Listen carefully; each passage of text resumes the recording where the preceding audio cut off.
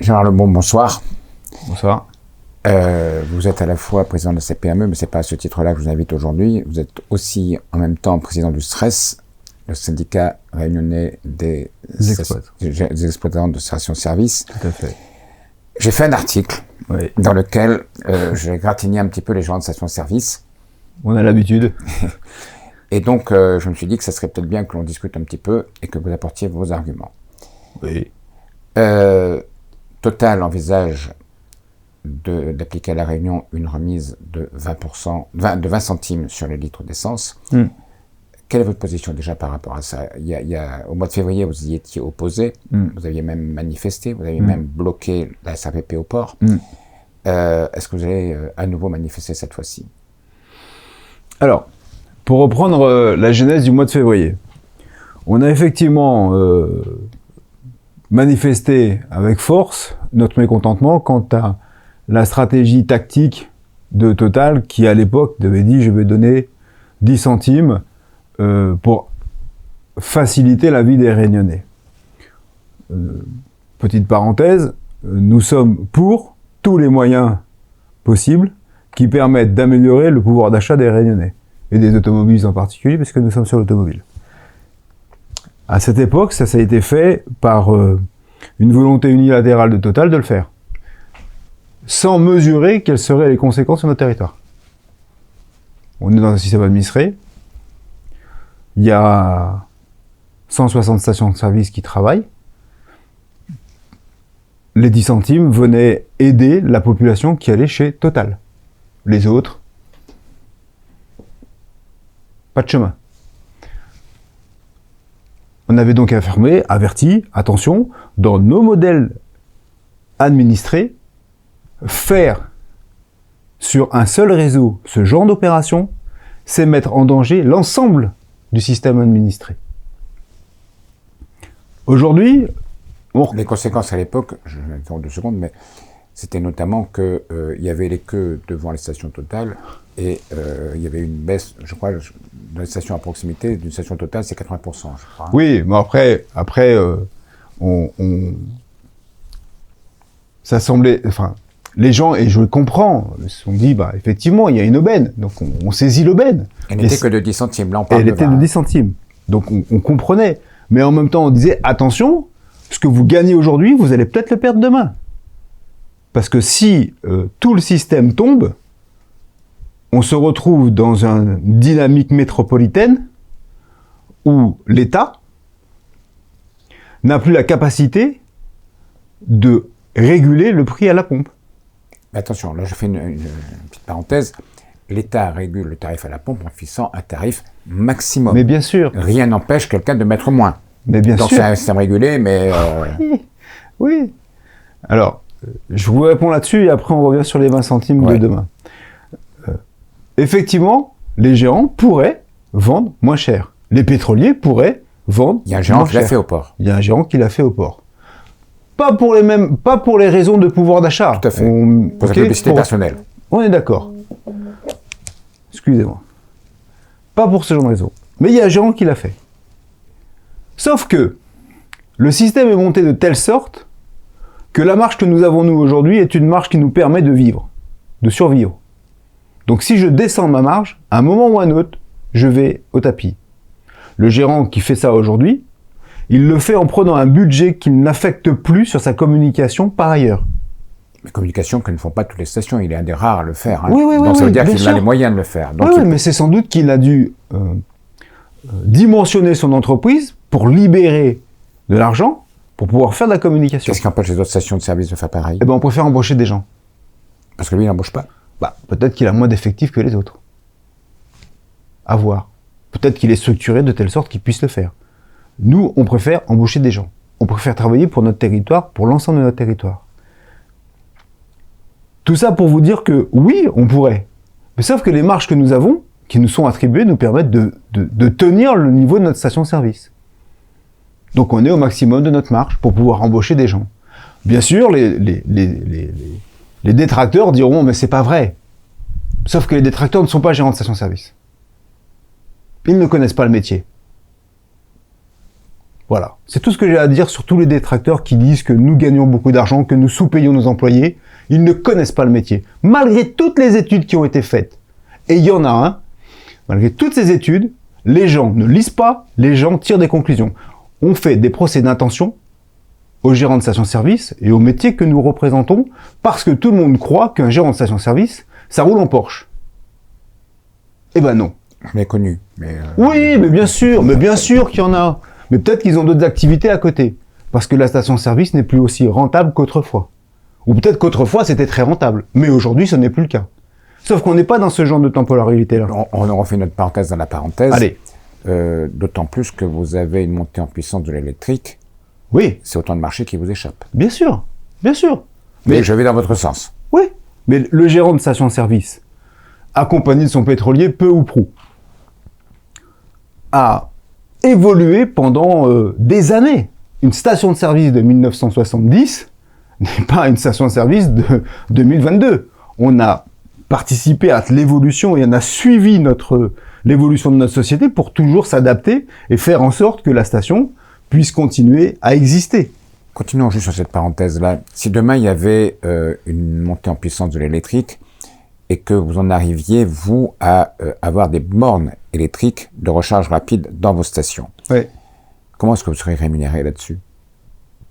Pour l'instant, on nous rétrocède, parce qu'il y en a des bornes électriques, on nous rétrocède la consommation faite par le client.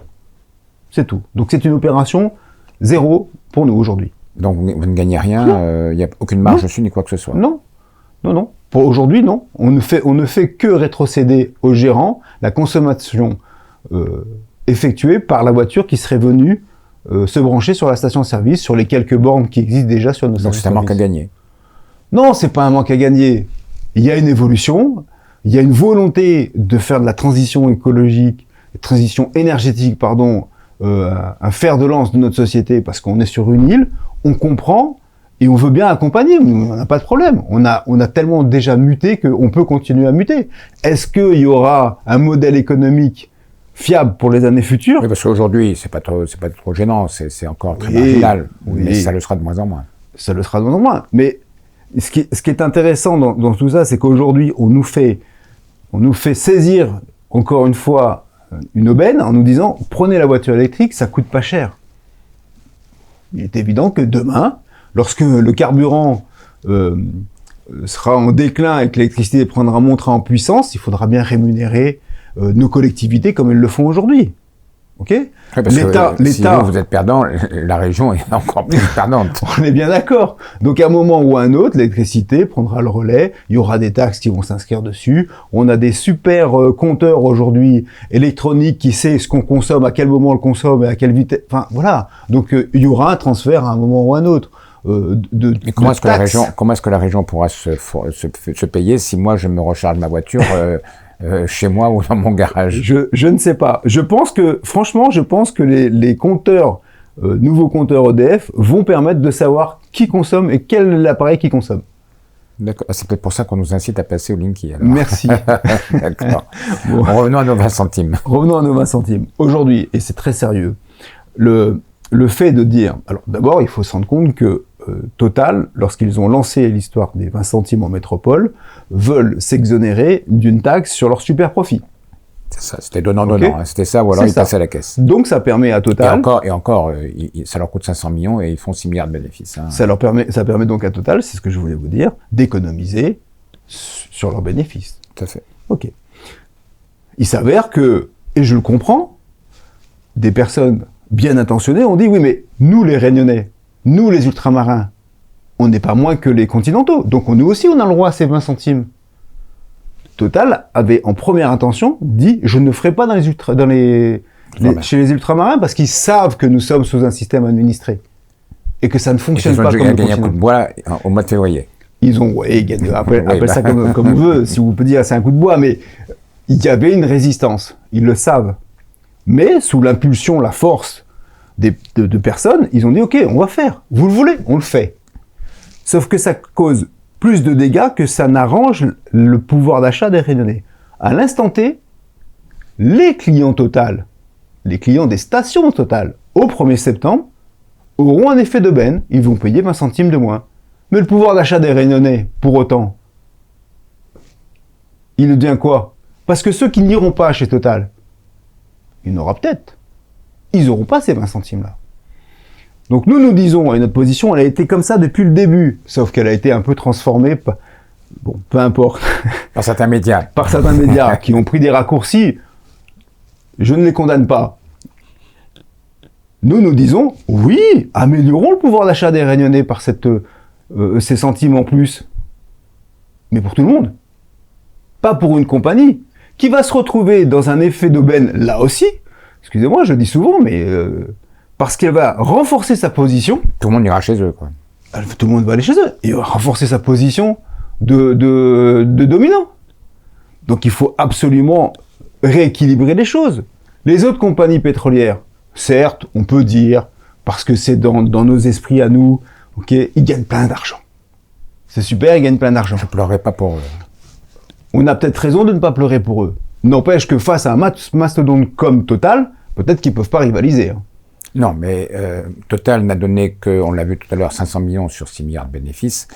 Peut-être qu'eux, ils peuvent donner aussi faire un geste quand même. C'est là que je vous avoue, je ne comprends pas votre position. Plutôt qu'en mois de février, vous battre pour l'annulation de la remise de 10%, de 10 centimes, pourquoi ne pas avoir fait manifester, avoir fait grève, avoir fait blocage de tout ce que vous voulez contre ces pétroliers-là, pour obtenir que eux aussi fassent une remise de 10%. Bah peut-être que nous avons choisi le chemin le plus simple pour nous. Hein. Ben oui, mais oui. peut-être pas celui des parce Réunionnais. que quand on est tout seul, les gérants de stations-service, manifestement, notre syndicat, notre démarche n'est pas comprise. On a beau l'expliquer depuis plus de 15 ans, 20 ans, les gens ne comprennent pas que nous sommes en train de dire que ce que nous faisons, c'est pour maintenir un système qui vous protège. Bien sûr, je mange. Bien sûr que ça me permet d'avoir un niveau de vie qui est correct. D'accord? Je suis pas millionnaire. Ça me permet d'avoir un niveau de vie correct. Pour ceux qui ont des stations-service qui font des volumes qui sont conséquents. Parce que pour ceux qui ont des petites stations-service, c'est beaucoup plus compliqué. Mais notre démarche est de dire, protégeons ce que nous avons. Parce que demain, si on doit se retrouver sur un modèle métropolitain, ça va être plus compliqué à La Réunion et notre pouvoir d'achat risque d'en prendre un coup pour le coup. Pas sûr, parce que ça veut dire quoi? Ça veut dire qu'à ce moment-là, on sera en totale concurrence. Oui. Et donc? En général, la concurrence aboutit à une baisse des tarifs. 6 stations au 100 km² à l'île de La Réunion. 2 stations au 100 km² en métropole. Vous choisissez lequel modèle? Les stations qui sont à La Réunion, les gérants, en général, ils ont une seule station ou il y en a qui ont plusieurs? Il y en a qui en ont plusieurs. Il n'y a pas de règle. Est-ce que l'on peut pas, au moment où on attribue une station à quelqu'un, une grosse station, entre guillemets, est-ce qu'on ne peut pas lui dire, on vous la donne à condition que vous ayez une station aussi à la Plaine des Palmiers ou bien à Sillaos? On peut, mais alors du coup on régule autrement. Oui. Mais on régule quand même, parce que ça n'existe pas en métropole. On pourrait à ce moment-là résoudre le problème d'avoir des petites stations dans les communes. Allons dans cette histoire. C'est pas le débat d'aujourd'hui, mais allons dans cette histoire de dire, effectivement, on fait la concurrence par les prix comme en métropole. Ouais. Ok. Il y a une station à Sillaos. Aujourd'hui, quand on livre une station à Sillaos, le coût de transport est le même que si on livre une station du port. Le prix à la sortie est le même. Tout le monde est au plafond, tout le monde vend au même prix pour pouvoir, on le dit, maintenir de l'emploi. Mais ça permet aussi d'avoir une station à Sillaos. Ok? Si demain, on libère les prix, cette station de Sillaos peut disparaître. Elle sera plus chère. Ça sera plus cher, elle va disparaître. Elle va disparaître. Ça veut dire qu'après, on aura des gens, des automobilistes, qui diront, le matin, puisque les prix seront libres, alors, ce matin, moi je gère la station du Guillaume, pour ceux que ça intéresse. Je gère la station du Guillaume. Engine de Guillaume. La personne du Guillaume qui se lève le matin, elle dit où est-ce que le carburant est le moins cher sur l'île? Ah, peut-être que c'est à la station du Guillaume, je sais pas. Bon, moi je vais descendre quand même à Plateau-Caillou pour voir si je peux pas acheter à Plateau-Caillou. À Plateau-Caillou, c'est plus cher, pour quelque raison que ce soit. Bon, allez, c'est plus cher. Je fais quoi? Je remonte au Guillaume? Non, je descends, je continue à descendre alors. Donc je descends pour aller chercher le carburant le moins cher, puisque a priori, par le coût du transport, le carburant le moins cher sera dans les bas. Ne vous inquiétez pas qu'il y aura bien une application qui va sortir qui donnera les meilleurs tarifs. Il y aura une application qui va sortir. Mais la station du Guillaume, elle est morte à terme. Hein. Elle disparaît. Hein. Ok, la station de la plaine des Palmistes, elle disparaît aussi. La station de Cielaos disparaît. La station des centres-villes disparaissent aussi. Et on va se retrouver sur une concentration de stations-service qui seront le long de la route de la 4 voies. Et là, je souhaite bien du plaisir aux automobilistes. Qui tombera en panne un samedi soir au Guillaume. Bah ouais, on a une géographie c'est le bienfait de ce système-là. Ça nous permet d'avoir une répartition géographique des stations-service avec une densité qui est excellente pour l'automobiliste. Il n'y a pas un automobiliste qui se pose la question de savoir où est-ce que je vais trouver une station-service. Il est à peu près sûr, dans les 5 minutes qui suivent, qu'il aura une station-service sur la route. Voilà. Alors après, s'il arrive à minuit, effectivement, ça peut poser souci. Mais en marche normale, en journée, il est à peu près sûr. Vous voyez ? Et ça, c'est important. Ce qui est important aussi, c'est que grâce à ce système-là, au-delà des emplois, on nous condamne, on nous met sur le pilori d'avoir dit que ça sauve des emplois. Oui, ça permet d'avoir des emplois de personnes non qualifiées, hein. Ok ? Mais ça fait pas que ça. Ça permet aussi de travailler avec des fournisseurs qui n'ont pas accès à d'autres points de vente. Moi, j'ai une liste longue comme le bras de personnes qui viennent, qui sont monoproduits et qui me disent, bah, achète à moi 2 bonbons piments, s'il vous plaît. Et j'achète. Et on fait vivre cette économie-là aussi. Et on crée du lien social sur nos stations-service. Les gendarmes, quand ils ont besoin de savoir, monsieur Untel, vous connaissez? Ben oui, je connais.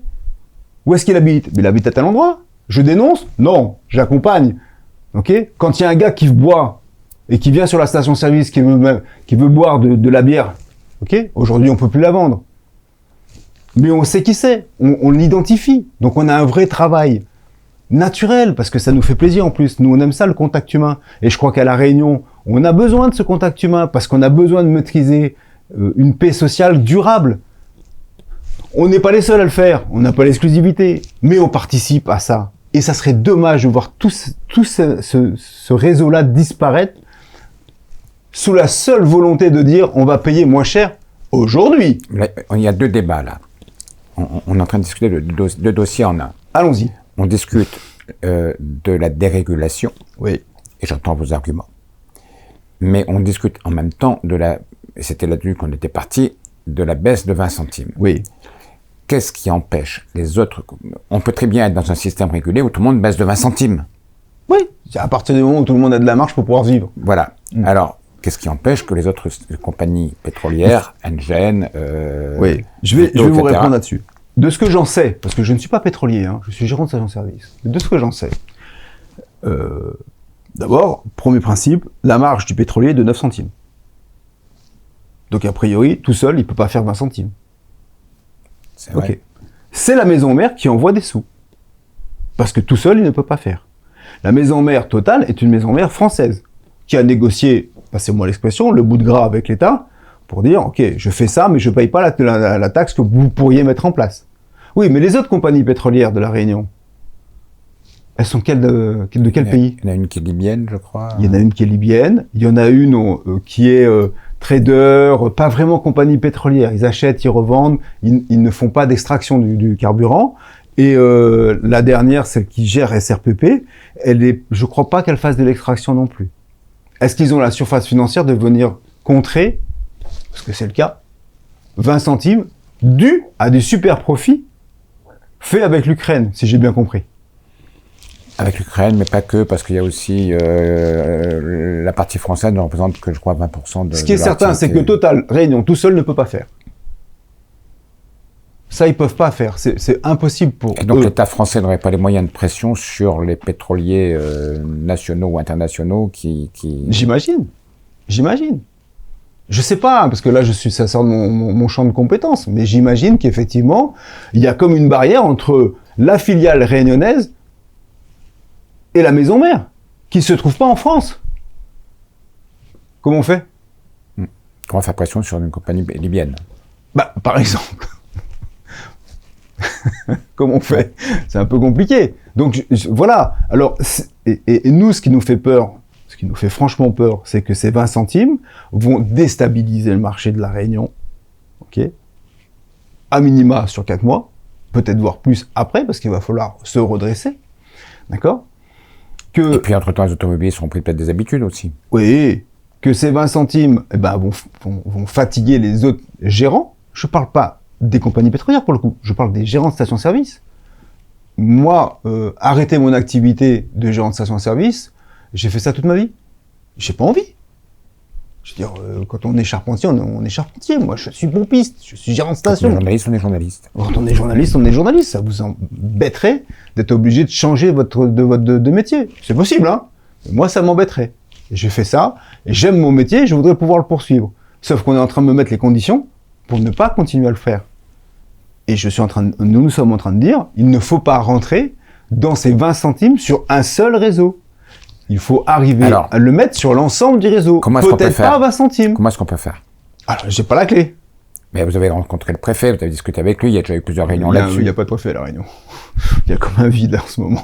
Oui, en ce moment. Mais il y a une semaine, il était là. Non, mais je n'ai pas la solution. Une chose est sûre, c'est qu'on ne peut pas aujourd'hui, enfin ça c'est notre sentiment, nous les gérants, on ne peut pas aujourd'hui dire, sous prétexte qu'il y a une compagnie pétrolière qui va donner 20 centimes sous l'impulsion d'une tractation avec l'État, ok, dire aux gérants de la Réunion, et des Outre-mer, hein, parce que les autres sont concernés, hein, ok, qu'est-ce que vous pouvez faire pour accompagner, aider? Mais ça veut dire quoi? Si, imaginons que je dise, allez, chiche, bingo, j'arrive à donner 1 centime. 1 centime, hein. Faites pas le poids, de toute façon. Si Total continue à donner 20 centimes, de toute façon, je fais pas le poids. Si la compagnie pétrolière dit, je donne... Il y a une solution, hein, c'est que vous passiez tous Total. J'ai pas le droit. Je suis pas propriétaire de ma station-service. Contrairement à ce que beaucoup de gens croient. Je ne suis que locataire gérant. C'est ça, oui. Eh oui. Donc, je peux pas faire ça. Mais alors, et on va conclure là-dessus. Est-ce que vous avez quand même conscience que votre situation est intenable? Comment est-ce que vous allez pouvoir expliquer aux Réunionnais que pour toutes les bonnes raisons du monde, il faut qu'ils s'assoient sur 20 centimes? C'est quoi? C'est à peu près 10 € par plein d'essence, c'est ça à peu près? Moi, alors, je sais que ça va ruer dans les brancards, que les gens vont pas être contents, mais ce que je vais dire. Notre système nous protège. Pendant des années, nous avons été largement moins chers qu'en métropole. Parce que aussi, on a une fiscalité qui nous permet d'être moins chers, hein. D'accord? Mais il n'empêche. Pendant des années, on a été moins chers. Pendant toutes les crises qu'on vient de subir là, alors que la métropole était à 2,20 €, 2,30 € du litre, nous, on n'atteignait pas les 2 €. On est d'accord? C'est un constat. Je n'invente pas ça. Ça, il ignore. On voit toujours quand c'est moins bon, mais quand c'est meilleur... Donc, je dois avancer sans faire état de... prendre état de ce que pense la population. Non, mais justement, comment vous allez faire pour l'expliquer ça? C'est ce que je suis en train de vous dire. Puisque quand on l'explique, on ne nous entend pas parce que l'intérêt est individuel et qu'on dit « je veux tout de suite 20 centimes, après je m'en fiche de ce qui se passe. Là, maintenant, je veux et demain, on verra. » Nous, on répond « attention, pensez au futur, ne saisissez pas l'effet d'aubaine. Demain, vous n'aurez peut-être plus qu'une seule compagnie comme à Mayotte, où il n'y a que Total. Et là, on fera ce qu'on veut. Enfin, la compagnie pourra faire ce qu'elle voudra. Mais concrètement, vous allez faire quoi dans les jours qui viennent là? Qu'est-ce que vous voulez que je fasse? Je travaille. Je travaille avec Est-ce que vous allez, en tant que syndicat, vous opposer, bloquer, manifester? Enfin bon, vous allez faire quoi? Vous allez accepter? Je vais vous dire. Imaginons qu'on ne fasse rien. Ok? Que Total mette ses 20 centimes. Eh ben, je souhaite bien du plaisir aux automobilistes à La Réunion. Vraiment. C'est insolent ce que je dis. Mais je leur souhaite bien du plaisir. Parce qu'ils vont faire passer du temps devant la station Total avant d'atteindre les pompes. Hein. 360 000 véhicules. Vous m'avez dit, entre 360 000 consommateurs et 1700 personnes, c'est quoi le plus lourd? J'en sais rien. Parce que c'est un choix de société. Quel choix de société nous voulons pour demain? Un choix où il y a la paix sociale ou un choix où il y a la libre concurrence et la disparition d'un magot de station-service. D'accord? Mais dans le cas où on ne fait rien, où rien ne se passe, Total Réunion, à mon sens, ne pourra pas faire face. Une augmentation de 50 à 60% de son activité, d'accord? Ils ne tiendront pas. Et l'automobiliste ne tiendra pas non plus devant la station. Il va craquer. Parce qu'il va falloir qu'il attende des heures avant d'arriver à sa pompe. Et on pourra plus circuler. Parce que à ce moment-là, il en aura marre, il ira à la station d'à côté où ce sera plus cher. Et son pouvoir d'achat, alors, on en parle? Ce sera le même que si jamais il n'y a pas eu de baisse. Et ben alors, pourquoi on le fait?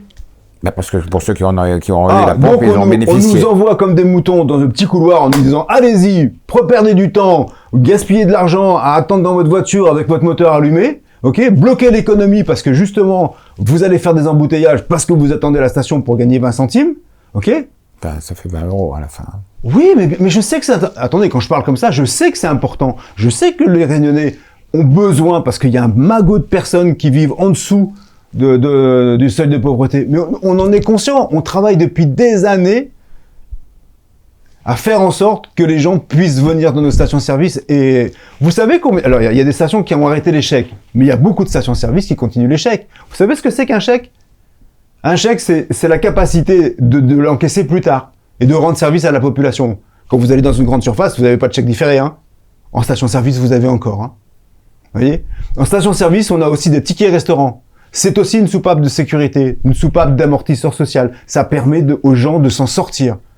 Et quand moi je connais Monsieur Dupont, Monsieur Waro, et que je le reconnais, que je dis ok, bah viens, c'est pas grave, écoute, fais à ton chèque différé, t'inquiète pas, demain ça ira mieux, on comprend. Mais ça, on va le perdre, ça. C'est ça qu'on veut pour notre société de demain. Moi, je suis chef d'entreprise. Nous, les gérants, nous sommes chefs d'entreprise. On défend une idée qui nous permet bien sûr de vivre. Ok? Mais on défend une idée d'une société. Celle où on se connaît, on se reconnaît et on arrive à vivre ensemble. Si le choix et de dire non, on veut plus de ça, on veut une société à l'européenne, ok? Allons-y. Je vais mourir, économiquement, je vais mourir, mais je ferai autre chose. Je reviens à ma question. Vous allez faire quoi? On va rien faire, qu'il faut que je fasse.